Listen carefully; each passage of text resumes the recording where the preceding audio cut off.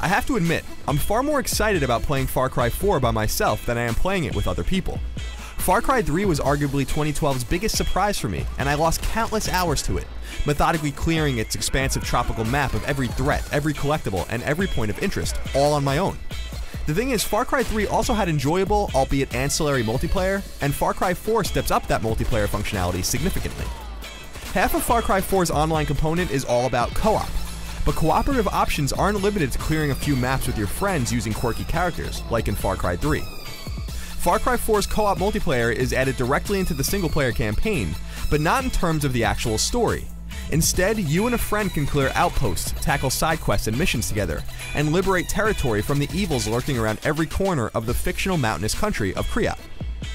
While I'd probably prefer to stalk an enemy compound by myself, like I did in Far Cry 3, it's cool to have a little help, especially if you and your friend can coordinate as one unit.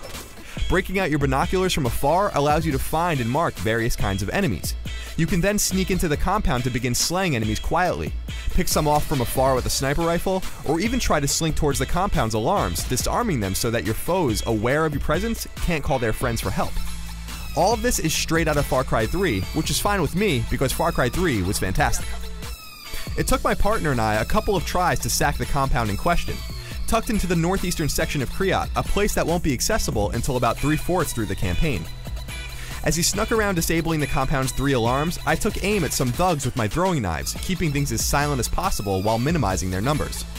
On our successful run, a few remaining heavily armored enemies saw us near the end, but by then, the die was cast, and we quickly took them out with a clever pincer attack that ended in an elegant backstab. My partner and I explored other parts of Kryat too, often using our slick ability to glide and parachute into various areas.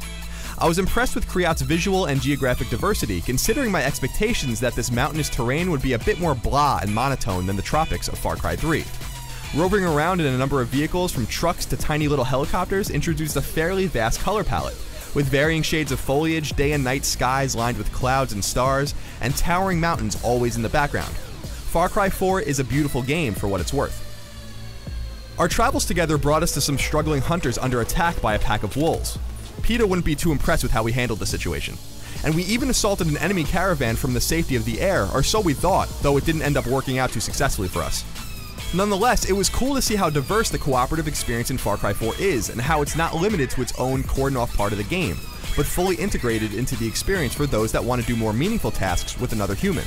Better yet, it's not forced on you whatsoever if you're not into playing with others. Far Cry 4 launches on November 18th for PlayStation 4, PlayStation 3, Xbox One, Xbox 360, and PC. Keep an eye out soon for our exclusive look at Far Cry's online multiplayer component, followed up closely by our full review.